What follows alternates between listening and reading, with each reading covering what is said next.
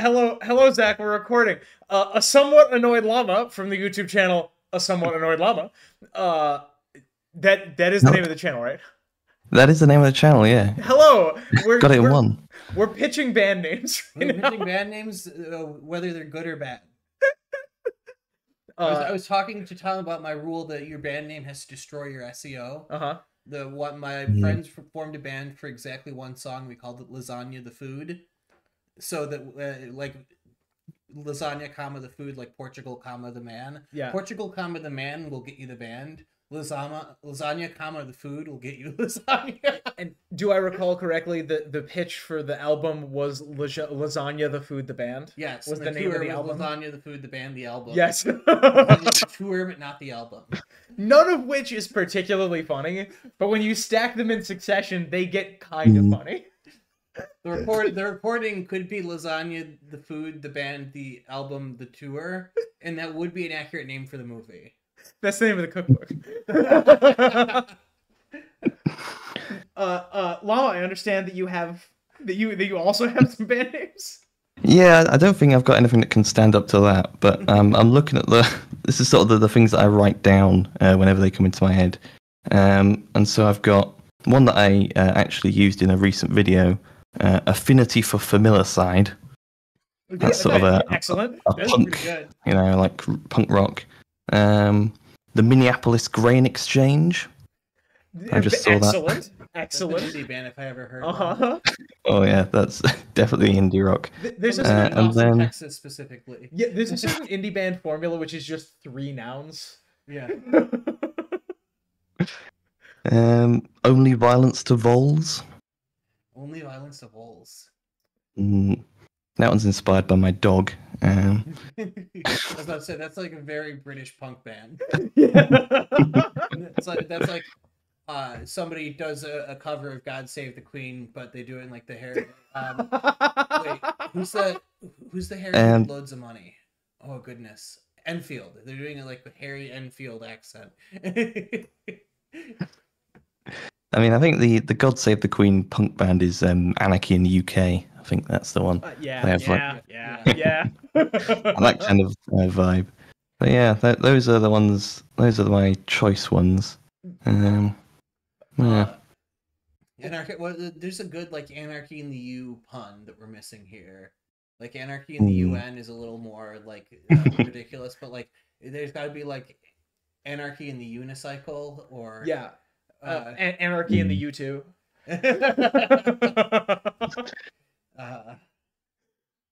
Anarchy in the U-boat. Like the submarines going wild. Anarchy in the UTI. Oh no! Like, that might be the winner. Anarchy in the UTI. I don't know how we could go up from there. Zach, I understand you have a theory for us today. That one's highly searchable is the only problem. Oh no! Nobody's ever searched Anarchy in the UTI before this video. I'm pretty sure that's the first spike in the YouTube searches from 0 to 5. This is the first time anyone has ever said that collection of words.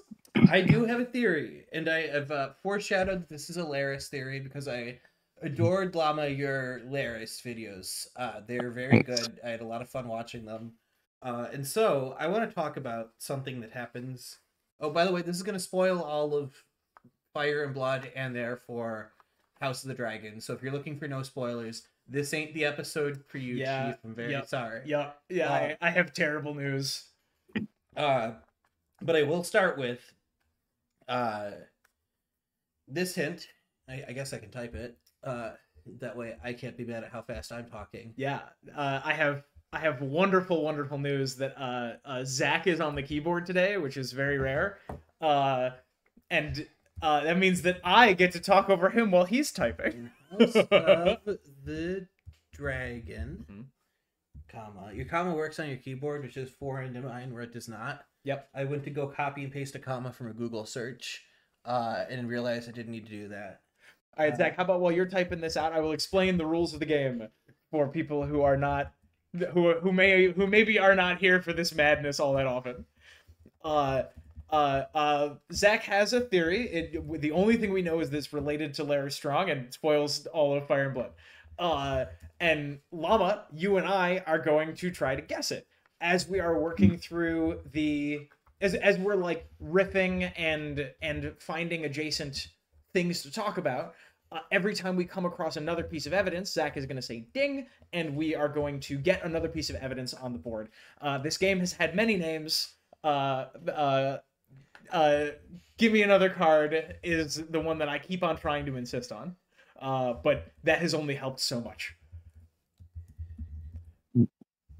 Yeah, I think I'm the most prepared for this I could possibly be, because I've been just reading and writing about Laris constantly for the last few weeks. So I should be able to get something, hopefully. I think you will, and this is why I'm starting from the harder position, because I know you're coming in very Laris focused. There's a much easier way to get to the path I'm going towards. This is the more difficult one. Whenever I said harder position, Tom winced because I phrased it that way. I didn't say a good goddamn thing. Your face betrayed you. Llama, I'm sorry, you may be at a slight disadvantage because, as I've mentioned, Zach and I are in the same room. As it does sometimes happen. And there's a certain rapport that we get into, especially when we're 6 hours into recording, like right now. Yes. So what I have is, in House of the Dragon, Laris forms an unlikely kinship with King Aegon after he is critically injured. He has sympathy for Aegon, living the rest of his life for the disability. And what is hands down one of my favorite scenes of a season that contained only my favorite or least favorite scenes and nothing in between. The season was a roller coaster, and I would ride it again. What I'm saying, Tom, is I was never bored. Zach, we're about to get into a fight about House of the Dragon right now. Were you bored in season 2? No, I thought that there weren't any scenes that I didn't like. There were a couple I didn't like, but I was at least excited about them. Fine. I don't think there was an episode where I didn't come out with a strong gut reaction, whether positive or negative. And this was one of my favorite scenes. I love the slow talking scenes when they both set something up and reveal something about both characters who are having a conversation. What we learn about Aegon is that he's willing to learn how to play the game now that he's been humbled by his injury. He's not giving up entirely on life. He is trying to make something of this. What we learn from Larry is that he's deeply sympathetic of people who are disabled because he's gone through that himself. And we're getting the first seeds of them being a powerful alliance which will continue into the future seasons. That he is firmly in Aegon's corner, because we're going to see a lot of power struggles within the Greens. The fact that he is quietly backing him bodes well for him sticking by his side to some extent. Now, Llama, if you want to start, you can go ahead, but I think that I have a statement that I'm reasonably confident might get a ding. Okay, go ahead. Zach, would I get a ding with the phrase cripples, bastards, and broken things? I was thinking the same thing. Yeah, let's go! I don't have it on there, but I should have. Yeah, I'll go with... I have something like I have a certain soft spot for... I think it's affinity, or... something to that effect. Another fantastic scene. Yes. I'll just put it there. That's from Tyrion, of course. Absolutely. So Llama, let's talk about Aegon and Larys. How do you feel about Larry Strong generally? As we begin this. I feel a little bit of sympathy for Laris. I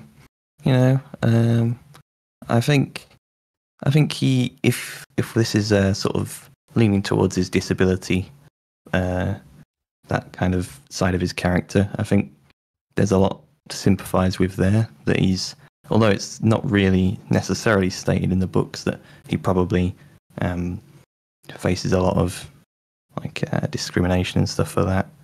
So, are we leaning in that sort of direction, like a sort of Laris is sympathetic, Laris is the hero of the story kind of theory?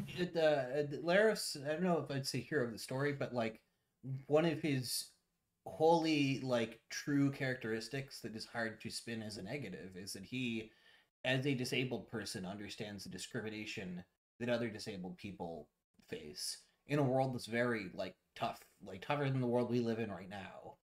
for disabled people who still face a lot of discrimination to this day. Imagine, you know, when you are like pre-industrial, how difficult that's going to be for somebody. Laris seems to genuinely, from like the evidence that we have, appreciate how tough that is on people, and he is deeply sympathetic in a way that is almost uncharacteristic for somebody who seems to be like very minimal on the emotion side of things. Yeah, for a man who very casually killed multiple family members for very little gain. Yeah, for gain of castle and power. Yes. I to bounce off of that, Zach, one of my favorite scenes from House of the Dragon so far has been the feast scene in season 1, where all of the other men have gone hunting. Yes. But he sits in the ladies' tent, for lack of better phrasing. And here's the gossip. Yes. Which is, to your point, that kind of like him necessarily being treated differently, but also getting a unique perspective. Yes. Which might come in. Are we barking up some correct trees? That he has different perspectives, that he has an understanding of things perhaps differently than the rest of the kingdom, I think is a fair thing to say. It's not quite a ding, but it's a good direction to focus on. Interesting. Llama, what do you think? Are we going? So, would talking about other characters who have disabilities? I think that'd be a very good tree to bark up. Okay. What about Bran? No Bran in this theory. This one takes place. This is entirely contained.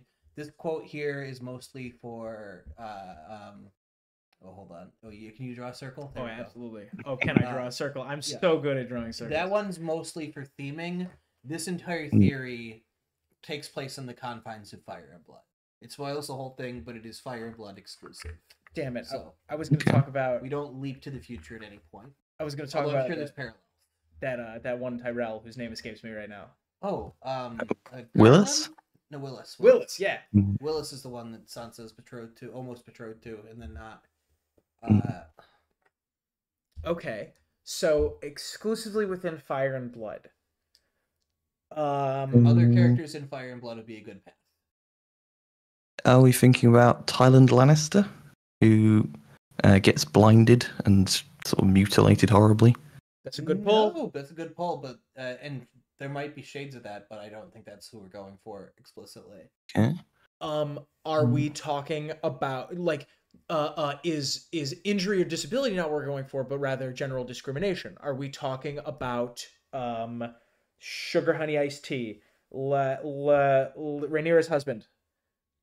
Laenor. Laenor. Are we talking about Laenor? We are talking about someone who very specifically is described as having a disability. Damn. Okay.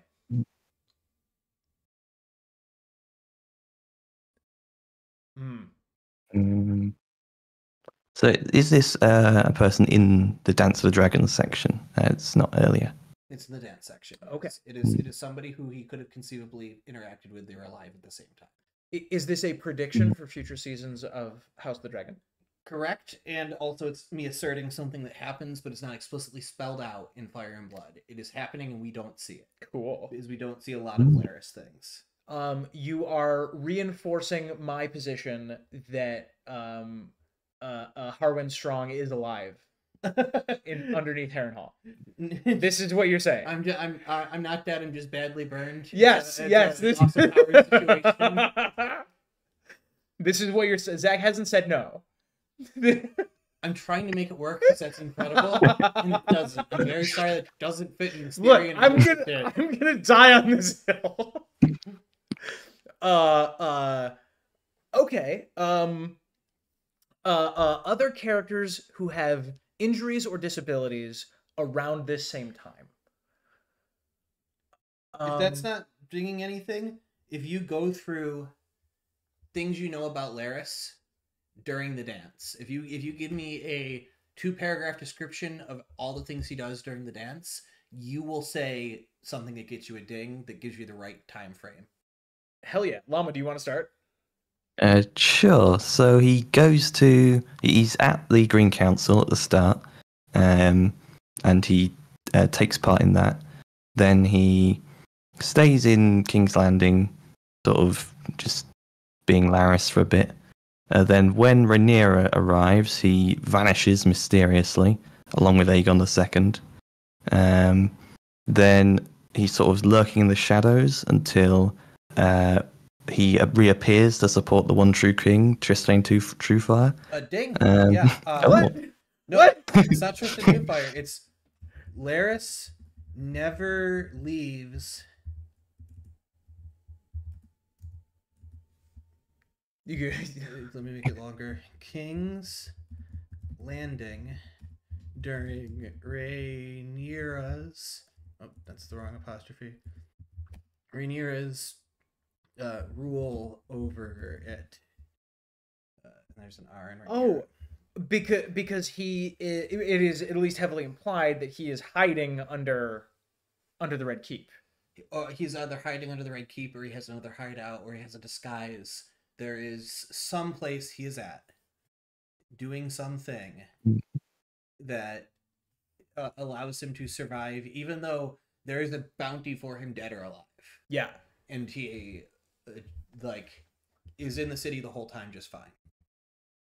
and I find that interesting because he could have gotten out pretty easily, right?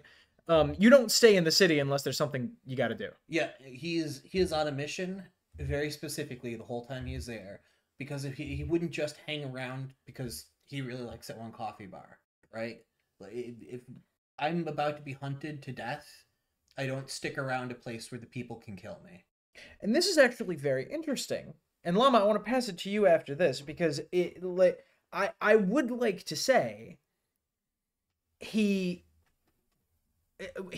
not exclusively acting in a fashion just to save his own skin, because if he was doing that, he wouldn't have elected to be killed by the Stark, whose name I can't remember at this moment. There we go. Boy Cregan. He would have is there a ding in there for Cregan cuts his leg off? You're in the right brain space of, if he wasn't doing this for shits and giggles, yeah, correct. Once he was caught, he just wants to die. He's not trying to scheme his way out of certain death. If he wanted to do that, he could run to Dragonstone. He knows that Aegon is there. So what the motherfuck is he doing?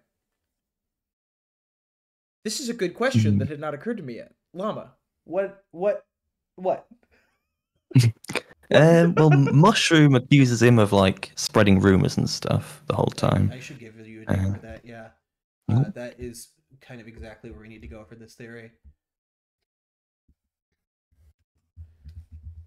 So he's hanging out in King's Landing, functionally rumor mongering. Yeah, he's spreading disinformation during wartime. Interesting. A very effective tactic, by the way. Why is that relevant? And we still haven't found this other person that we're talking about. It's not just Aegon, right? Oh, is it Aemond? He only has one eye. 1 second. Oh no! Oh, Zach's typing, and he finds it difficult to respond to bits while typing. Correct. Sorry, what was the bit? I'm just not going to be mean about it. It happens. Oh my god! I like this show. We're all hostile this episode. Sorry, what was the bit? Llama, go ahead. I was just saying, is the person who has a disability, is it Aemond, who only has one eye? It is not Aemond one eye. That's a good. There's a lot of disability, but Aemond one eye is not the person. Who are you talking about?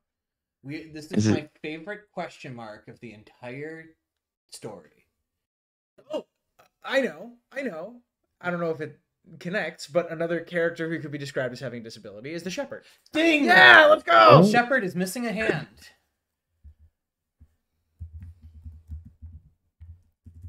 Allegedly.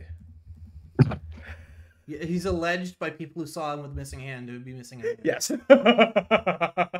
Now, to be fair, part of my original theory was fair, maybe that was faked up. Maybe he just like faked it. But, Yeah, like, yeah. We have the two of us have pitched so many dumb things about the shepherd. and now we get to make a video. Yeah. I would like the whole shot. Larry's is the shepherd. That was the original theory here, but I've come to a different conclusion. Okay, respectable. And is it a who is the shepherd theory? It's not a who is the shepherd theory. It's more of a why is the shepherd theory. I'll do you one better. How is the shepherd?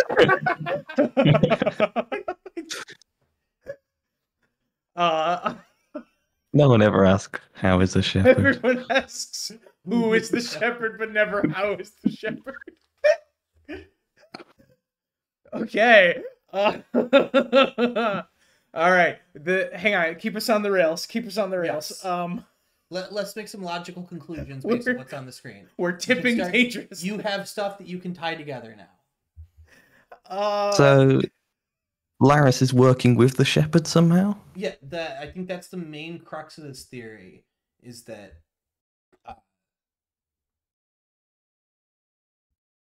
boop, boop, boop, boop.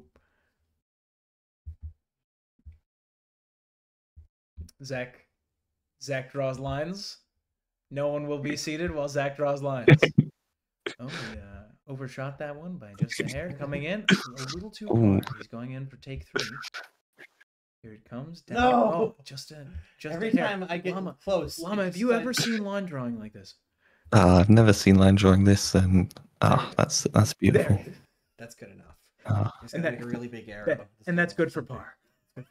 We made it up with a hole-in-one on that. Okay. So we have a lot of things here that gel well together for the theory. I like how you got rid of the end of that one. I did. Ignore me. Keep going. Llama, like, what does this sort of paint out, I guess? What does what, sorry? What? Sorry, I didn't hear. What do you have any connective? I hate you. Do you have any connective tissue that we can use to string some of these things together? I have one. I have a quick one. Yeah. That I'm gonna bounce off you, Llama. Supposing Laris is running a disinformation campaign, you could also argue that the shepherd is doing the same. What's the most important role of the shepherd in the story? Killing the dragons? Yep. A nat 20? Let me get the exact quote.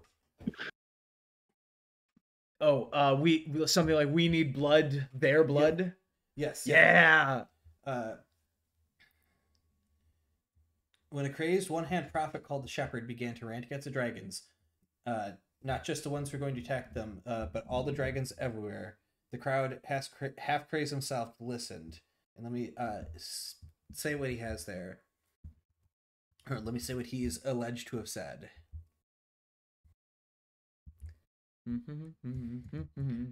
Prayers cannot stay his wrath. No more than tears can quench the flames of dragons. And then it is the bloodline. He demands blood. Only blood can do that. Your blood, my blood, their blood. And then he like dramatically points up at the dragon pit. Yes. Yeah. Okay. So, while Laris is in the shadows, allegedly spreading disinformation among the common folk, the shepherd becomes obscenely popular and then demands that they storm the dragon pit. All right. Let's talk about the storming of the dragon pit. Okay. My favorite scene in the book. by the way.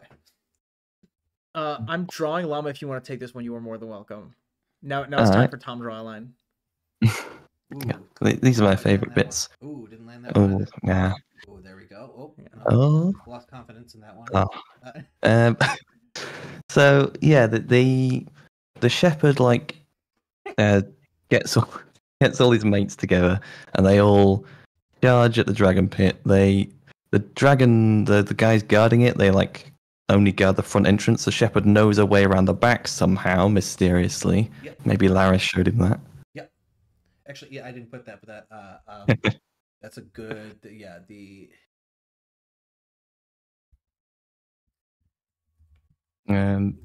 shepherd knows how to enter the dragon pit. Huh. Yeah. And then the shepherd, they all go in, and there's like a whole thing like about who kills which dragon and all that stuff. But I think there's one bit where a bunch of the like people, the sources in the story, say that like the shepherd killed one of the dragons. I can't remember which one it is. Like he did some magical faith magic thing and punched one of them with a big fake arm. This is what I'm remembering. It has to be the Septon who said that one, because it would validate the existence of the seven. But it does also sound like the kind of thing that Mushroom would put in, because he would think it would be funny. And they do say that they disagree a lot, but they have weird points of agreement, and the giant space arm would definitely be yeah, God came down and bitch smacked a dragon is both something the Septon would say because it's devout, and something Mushroom would say because then he could like make a joke about it. You're never gonna believe this. The shepherd, devout holy man, stabbed a dragon and then pile drived the sword down into the dragon's head. Echoing across the skies that night, you could hear, "Oh yeah, step into a Slim Jim."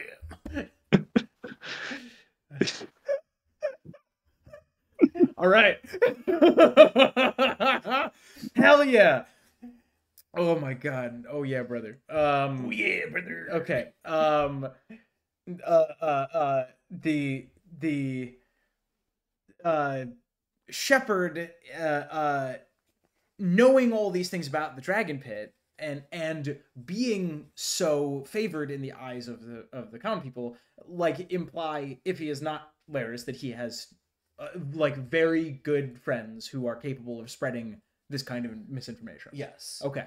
And I think there's a line about like when the rumor that Helena was murdered, maybe that there's like a line like, we don't know who came up with that. People think it was a shepherd, but then Mushroom says no, Laris came up with it, and Shepherd's just repeating what he heard. Which is the crux of this theory. Yeah, I didn't write that down, but people blame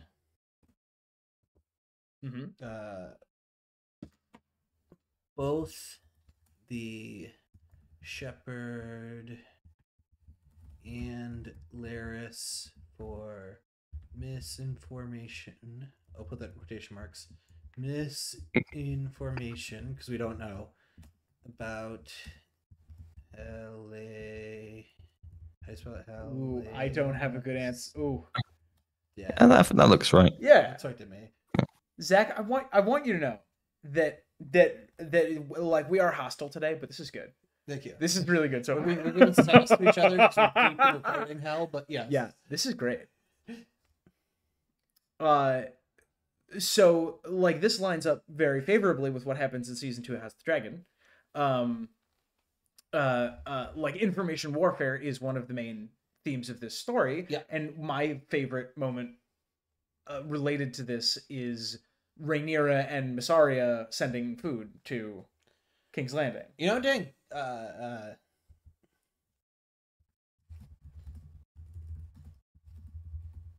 Nice. Food is scarce in King's Landing, huh? That's true. Yeah, that is something that the show reinforces. The book states a couple times, I believe, that like they're having bread riots. Tom's trying really hard to sneeze and it's not happening. Zach, we're recording, and I was trying really hard not to sneeze. You were perfectly away from the microphone. I was trying really hard to sneeze. I was pointing as far away from the mic. No, I was impressed. Your skills were great. I will sneeze right at the microphone. I hate this show. This is a fun recording in person because it ups the hostility by about 20%. So good. Oh my god. Oh my god. The speed of jokes is much higher. There's much more latency. Correct. It's a lot more frantic. I'm also on my third coffee and I'm looking at the fourth. Longingly. I know exactly at what point in the recording I will drink it. Okay. Hang on, I have to sneeze again. Llama, take over, please. Llama, yeah, you're driving the train now. Oh god. So the food is scarce in King's Landing. How does that factor in? So food being scarce. What's the line? Like something like bread lines are what revolutions are made of, or something like that. I can't remember. Like there's something like that. So if someone wanted to rouse the people, food being scarce would be good. I don't know if Laris could somehow single-handedly do that though. Maybe. There's something we've been brushed up against that I probably should have given you, but like Laris is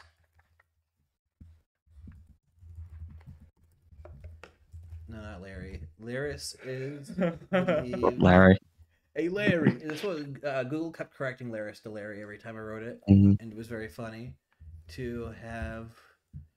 One thing I discovered while doing research for my Laris theories was that when you type in Laris theories into Google, it comes up with a shipping theory between two members of One Direction, whose collective name is Larry's.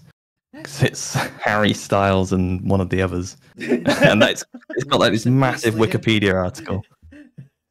I just want to pause and appreciate the phrase Harry Styles and one of the others. That's a good turn of phrase. That's his next band, I think. That's his band name.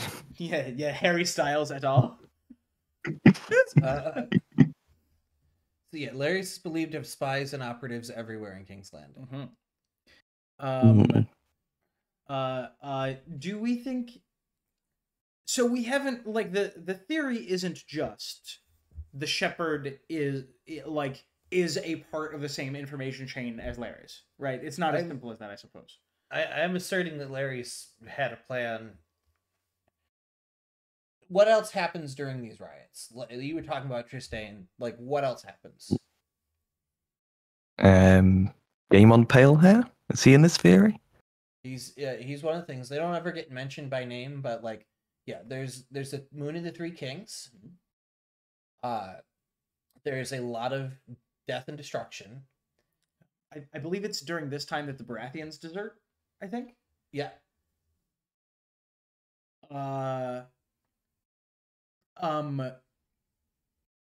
Is it is it something like, so we know that Rhaenyra's we know that Syrax flies away during the storming of the Dragon Pit with Joffrey? Yes, Joffrey riding on his back, and to my knowledge, Joffrey's body is never recovered.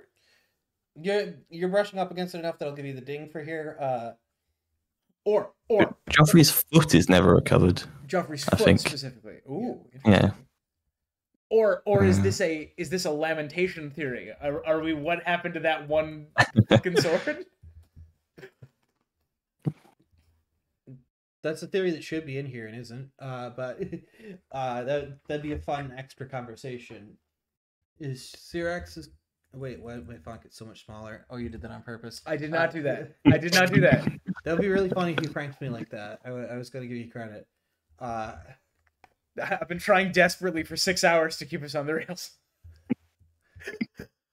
My condolences for your success level. For the folks at home who might not have watched the last couple of videos while Zach is typing this out, we did multiple videos featuring the songs of Bob Dylan. Yes. And I, who am not a music person and had to like pretend to be a music person for those theories, was just trying desperately to not go into more like deep Beatles lore. We were getting deep into other unrelated musician lore, and Michael was happy to go there. Yeah, Michael was no help. Michael was happy to keep us off the rails. Michael was very excited. That's why we love having Michael on. He understands our show better than most. The rails are there to get in the way. Syrax is killed by stones and spears and arrows. Now, obviously, those are like the things you can have as thrown weapons, but like they're easy to make relatively, and that shouldn't be all that shocking that like some people would have them. But it seems like it would take a lot. Like Syrax is not a small dragon. Like, I think a bunch of rudimentary rocks and stones and spears would definitely hurt Syrax, but I don't know if it would like mortally wound Syrax. That is interesting. Yeah, that is interesting, and not something that I had thought about before. Also, like, how hard can you throw a spear that high up? I don't know that I can that I can throw a rock hard enough to like damage an ox. You know what I mean? It's a low flying dragon, but like it's still flying over the rooftops of King's Landing, which are like multiple stories high. Yeah. Like, how hard can you throw a spear up to the top of an apartment building? Maybe enough to kill a human if they're not wearing any like sort of protection, but dragon scale should not do you in, or you should protect you rather. If you were wearing something as tough as dragon scale, I think you'd be fine. Now I do recall, Zach, that let me think that Syrax that I think Mushroom is not sure why Syrax stayed at the dragon pit as long as she did. Because she circles and like tries to land a few times for some reason. Is like dragon bait in your theory somewhere?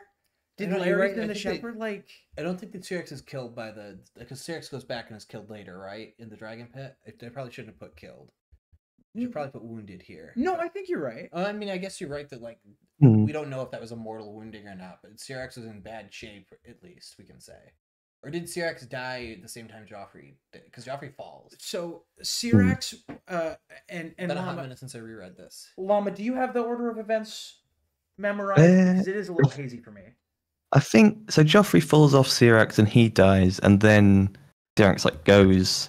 He does go, or she does go back to the dragon pit and keep attacking, even though she doesn't necessarily need to. And I think they kill her then. Yes. So because she was roosting at the Red Keep, I think she was. Yeah, because that's how Joffrey was able to get away with her. Yeah. Yeah. So like there is an open question because Syrax flying low enough to be killed by spears and arrows seems to have been optional at that moment. Not only that, people were prepared to throw arrows and bows in the air, which like even if like a disproportion, like even if she flew over like the gun nut section of King's Landing where everybody is like open carrying all the time. It's weird that you're prepared to shoot something in the sky unless you were told it was going to be there, right? Yeah, they brought ranged weaponry. They brought ground to air weaponry. People in the street, like throwing rocks are definitely improvised weapons, right? I see a dragon, I'm grabbing the first heavy object I think I can toss like a baseball at it. But like multiple people have their bows and spears ready. And yeah, if you're preparing for revolution, you're going to have those. But that's a little like opportunistic. Especially, and I'm thinking also, if you're hitting a dragon, like depending on how low the dragon's flying, if you're on the ground, that might not be like advantageous. But I bet people on the rooftops are getting better shots. And bows and spears, and especially arrows, in a city that has been under like very like alternating between siege and very like tight rationing, wartime rationing. Yeah. Arrows are like an extremely expensive commodity. At that moment. If food's expensive, weapons aren't going to be cheap either. Yes. Because if weapons were cheap, everybody could just go out hunting, right? Like, but you can't get in siege, and then the area around is besieged. Like, whatever weapons people had when they got in, or like they had like before this, or what they have, you don't go out and buy. Like, if your nation's under siege, you can't go out and buy a weapon. and I don't think it's a hot take. Somebody to say has to give it to you. I don't think it's a hot take to say it takes thousands of arrows to kill a dragon. I don't think that that's unreasonable. Yeah. You need either a ludicrous amount of arrows or the luckiest shot. Yeah. You will get the luckiest shot through a ludicrous amount of arrows. Yeah. If you're 1 in 1,000 chance, the best way is to shoot 1,000 arrows. Huh. What weapons do they have at the Dragon Pit? They got them fucking staffs, don't they?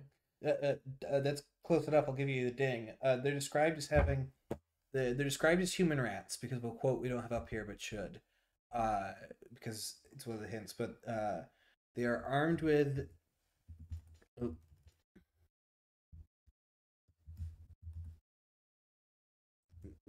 Those storming the pit are armed with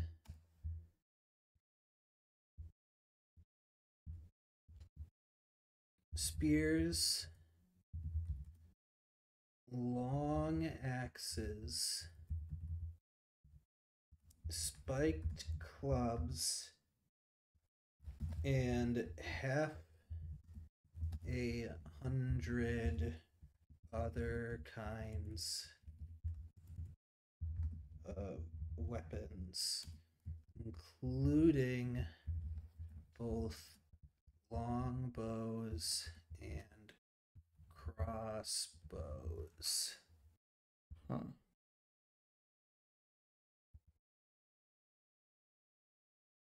Huh. So long axes and spiked clubs, like unless it's like a bunch of nails through a board, like those are knightly weapons, right? Like a long axe is a pole arm. Usually most people don't have those. At best you're gonna have like a sword your local blacksmith made, but most, like, knowing how man-at-arms things work, like a spiked club is not inconceivable, but usually it's a non-spiked club. The spikes were not, I think, especially easy to do for amateur blacksmiths. Yeah, like if you're an amateur blacksmith, tell me if I'm wrong. But like spears were the common weapon everybody had back in the day because they were just so easy to make. You take a stick and make it pointy. But like you wouldn't have had like enough people would not have had long axes for it to be notable, right? That is that's a military weapon. That is military grade combat weapon, made specifically for like taking on armored foes. Too. Yeah, for fighting people on horseback. Yeah, horseback and armor is like that's the reason you have a long axe, so you can get a big enough swing to knock the guy off his horse or kill his horse, and also cut through his armor. It's a can opener, is a lot of people call them. So, how did they get these weapons? Did Laris ship them in, maybe from like the Green supporters outside the city? Or maybe he knew a place where weapons were being stored in the Red Keep and was able to get like a military surplus crate to the people he knew were going to be whipped up into a frenzy. Has he been like siphoning from the armory? I'm asserting a lot of things here. What's another? Because they are armored enough to be like insulated in the Red Keep, right? Like the riot has not overrun the Red Keep, presumably because the knights are armored and weaponed and well fed, which like against a not super well fed rabble is like ideal, right? I have more energy and more weapons than you. Not to mention I'm physically bigger. I'm physically bigger. I'm trained. I have a military grade weapon. I have military grade armor, and I ate steak last night when you ate a rat. I'm going to win the fight against 40 of you before one of you lands a serious blow on me. And through that, I can stop you from rising up. Stops when all of a sudden they have military grade weapons and food. Yeah. Like all of that stops immediately once there's an arms dealer in town. Yeah, yeah. What else? How else are these people described very specifically by Mushroom? In his telling, he describes them with an adjective. He describes them like rats. Yes, he says that. Drunk. Drunk. Ding. Hey. Mushroom says that the mob is drunk. Now, if food's not getting in, where the fuck is beer coming from? Ooh, what a point! What a point! you've been like your city has been blockaded, and it's been run by Eamon One Eye, notoriously bad economist. Yeah. For what, 6 months, a year at this point, I think. Yeah. You don't have spare hops.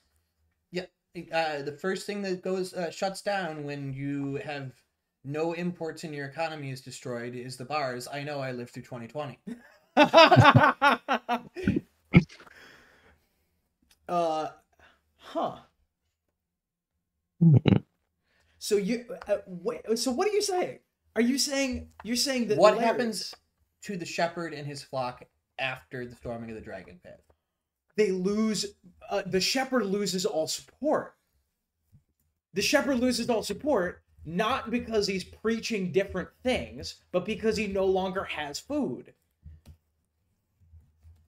The shepherd loses his flock.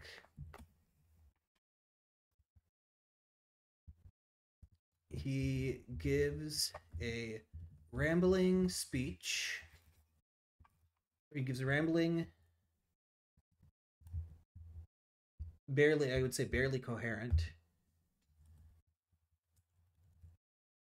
I'll say less pointed speech, imploring people to live barefoot in the countryside. I remember this. Yes. That is hippy dippy bullshit. That is some hippy dippy bullshit. How does he pivot directly from "you need to kill those dragons now" to "go live barefoot in the countryside"? Because he's no longer getting talking points on his teleprompter. Yeah, he lost his food, his beer, and his scriptwriter. Well, that's the title of the video, isn't it? Huh. Yeah, Zach, yeah. Yeah. Damn. Oh my god. Yeah, this is pretty good. Llama, this is pretty good. Yeah, because after the shepherd sort of starts losing his support, that's when Perkin the Flea and Tristane Truefire and that lot take the Red Keep, and so now Laris doesn't need the shepherd anymore. Yeah, he's got his other crew. He's got his other stooges who will help him get set up for Aegon's return. Yes. And like the shepherd and Larys are connected somehow is not a new theory, I think is fair to say. Yes. But framing it like this is not something that I've ever seen before. Yeah, it's somebody who Larys would have interest and sympathy with, who he's like, okay, this guy's out here giving a sermon and has a small group of followers. I can buddy up with him because I'm like, I get what it's like to be disabled too. We have an immediate connection. And then I can siphon out the food and beer and weapons that I've rationed that will attract people to his flock. And yeah, the flock is not dwindling because his speech has got less hellfire like brimstone. They got there because there is no more like meat and bread. Yeah, they're dwindling because the buffet is dwindling. Yes. All you can eat buffet is run out. Yeah. And this has precedent in those scenes with Rhaenyra and Mysaria. That the absolutely the best way during wartime to get people on your side is to give them snacks. Yep. Right? That is the absolutely best way. Scarcity is the thing that impacts people the most, and anything you can do to cut through the scarcity of food, the scarcity of beer, the things that people want to be able to return to a normal, non-scary life, wins them to your side. Zach, Llama, I would like to request that something be added to this board. Go for it. Who do the people trust? Semicolon, the man who pays them.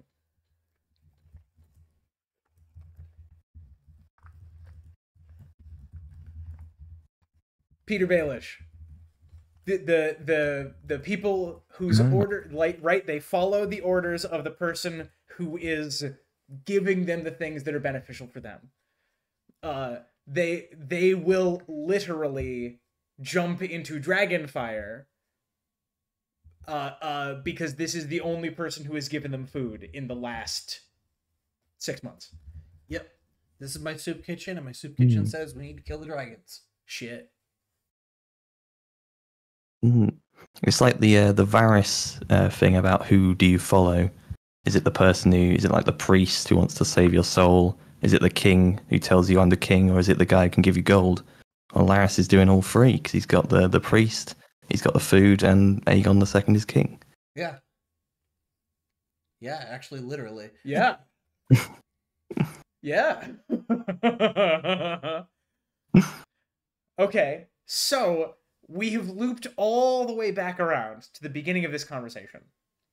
That Larys, what, like 2 weeks after this, maybe? Yeah. 3 weeks? Dies. Yeah. Only less than a month, I think. Yeah. Seemingly entirely willingly. Yeah. So what between beginning to cultivate the shepherd's flock and being okay with dying, what has he accomplished that was his goal, is my question. I mean, if his goal was to overall weaken Targaryen hegemony, he did it. If he arranged a storming of the Dragonpit, he did more to weaken the Targaryen dynasty than anything other than the Great Spring Sickness 100 years later. I mean, I don't want to sound overly simplistic, but does that seem like his jam? He seems to be totally chill with being second in command under Targaryens. Dragons Maybe it's are genetically handed out, so it's like a trump card he can never have, right? But I don't like. He has worked, like, if we accept that as true, he has worked all this time to become to make the world a better place, right? Yeah. That's what he's done. And Llama, I'll throw to you that if that is the case, that is the first time we've ever seen him do that. Yeah, I mean, there's a couple of things you could have. Maybe he's trying to.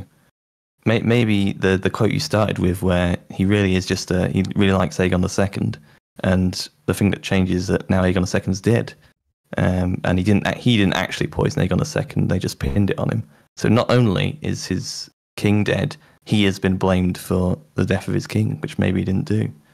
Llama, we have brought it all the way back around. We have brought it all the way back around. That's brilliant. This was a backdoor ship for Larys and Aegon. Oh, the only king he actually liked, he gets accused of killing, and it was Tywin Lannister who did it instead.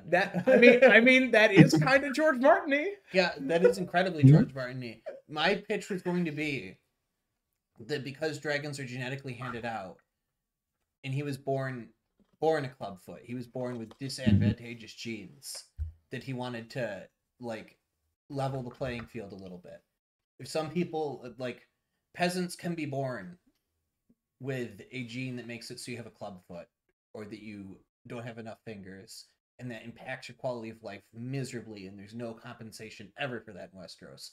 But only the highborn, the highest of the highborn, are born with dragon riding abilities, which is a strict boon to everything you want to do in your life forever. And maybe it was just out of spite. Maybe it's just unfair that some people can ride dragons, and it was way easier to kill all the dragons when they all hang out in the same spot than it was to kill all the dragon riders, especially when your power precariously balances on being friends with one of those dragon riders.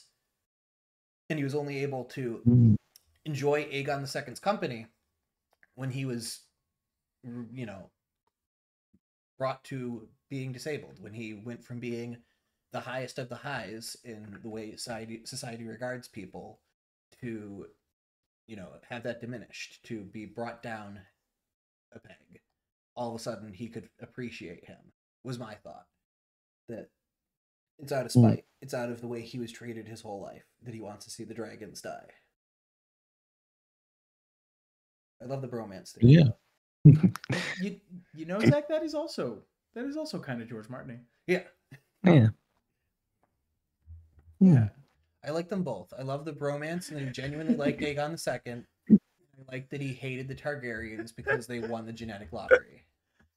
And that would also fit in with the story of House of the Dragon, that like literally how you are born is like the order you're born in, like whether your parents are married when you're born, these are huge, like have unreasonably large impacts on both you and the world that you live in. Larry's taking steps to dismantle that would be very interesting. Llama, you have studied Larry's more than I have. Does that line up More than with anyone his character should. for you?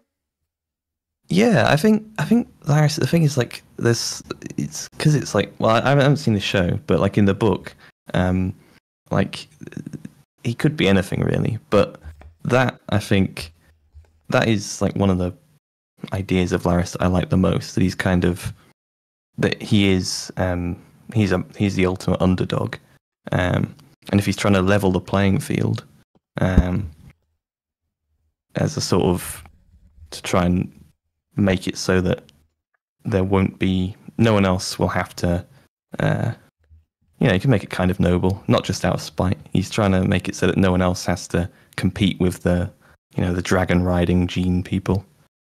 Yeah, I like it. I think that is extremely reasonable. I agree wholeheartedly. That is a very reasonable take. And also, there's no reason, like you said in your video, there's no reason why it can't be multiple motivations for Larry. Yeah. He could have some resentment. He could have some affinity for other people. He could be playing favorites for people that he likes, and it could just be a power grab because he liked doing it. I like that he was on a wild ride to see how much power he could grab, and the second he realized it was over, he's like, "Well, I might as well die."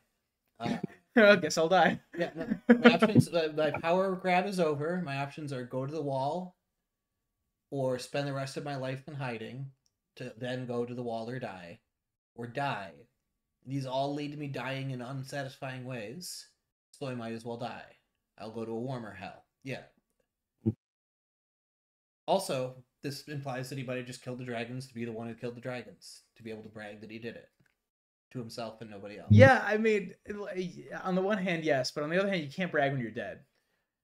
I mean, if he's here for a good time, not a long time, and his good time involves killing the dragons, he succeeded on all fronts. Oh, if his good time is sitting with his friend who he has a crush on, Aegon II, being like, "Yeah, it was me. I killed them all."